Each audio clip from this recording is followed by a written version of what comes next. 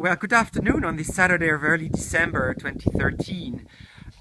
Today we are at Upper House Farm, Craswall, at the foot of the Brecon Beacons and the Black Mountain, as you can see. And I'd like to introduce on your left Adriaan Koppens, architect conservator, who brought Upper House Farm back to life in the past 6 years by, in particular, restoring and just recently opening a couple of newly restored barns as holiday accommodation. And I'd like to introduce also James Davies from Environmental Land Care on the right, whom Adriaan has entrusted to plant this new formal garden at Upper House Farm. So perhaps, James, as an introduction, you would like to say a few words about yourself. Hello, yes, good afternoon. I'm James Davies from Environmental Land Care. We're based in Chepstow and Hereford. We've been working in the landscaping industry since 2001. We've done a couple of RHS show gardens where we were fortunate to win some prizes. And yes, as I say, we've been in the landscaping industry for a good few years, and it's something that we've continued to enjoy. What struck you, James, in terms of the spirit of the place when you first came here? When I first arrived to come and give Adriaan a quote, what really struck me was the whole freedom, the views. Obviously, you've got the Black Mountains as a backdrop, which is it's quite spectacular.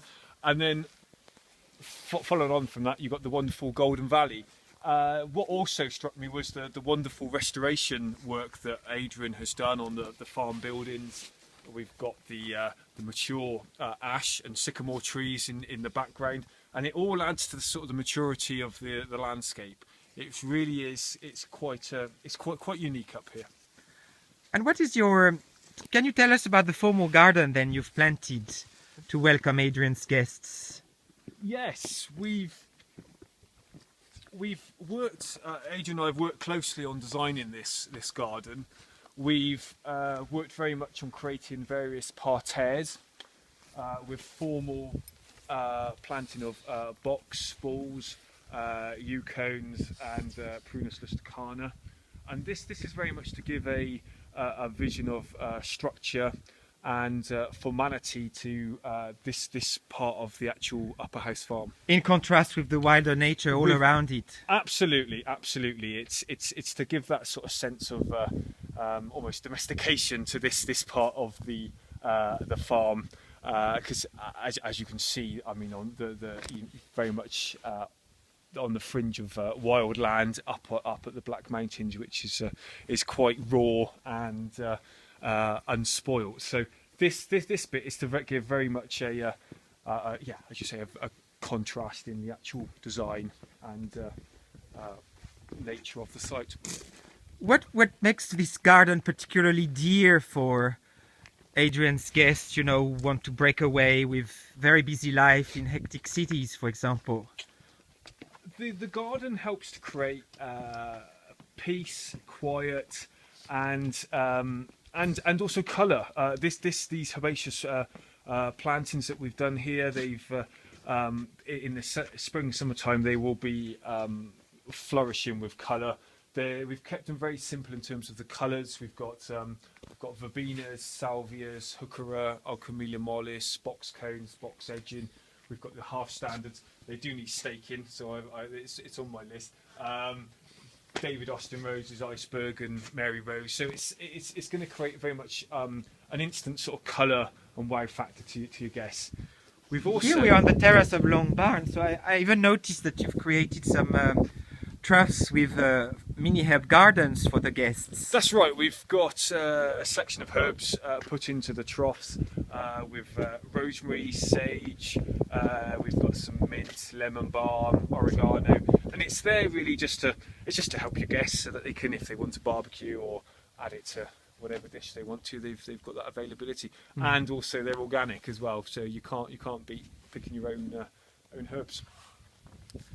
I must say that the landscape here is absolutely phenomenal. But tell us, James, about the very striking parterre that you created at the front of Long Barn in particular.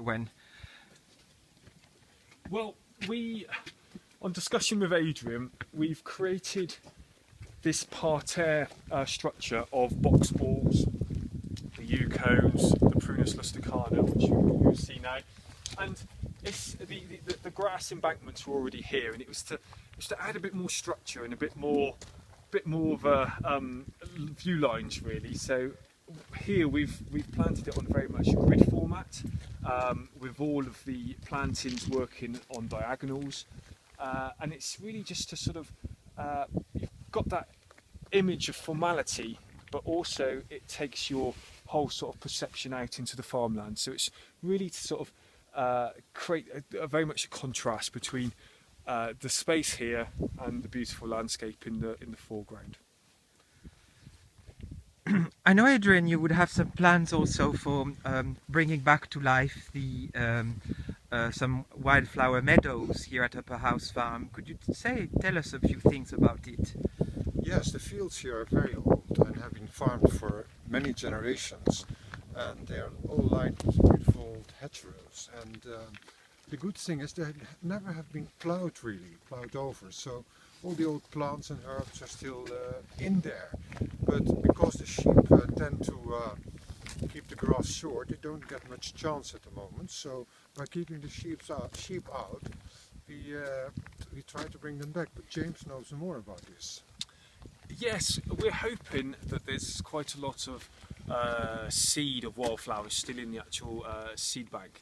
So what we're hoping to do is to try and encourage that by enhancing, improving the grazing techniques, and also to possibly introduce more wildflower species through a process called hay strewing, which is bringing in local native seed and spreading it during the actual summer, autumn time, which should help to enhance the wildflower species in the various meadows. Well, undoubtedly a lot of things and beauties that will attract and, you know, encourage Adriaan's guests to come back again here. Thank you very much for sharing your insights with us today. Goodbye, Adriaan. Goodbye, James. Thank you.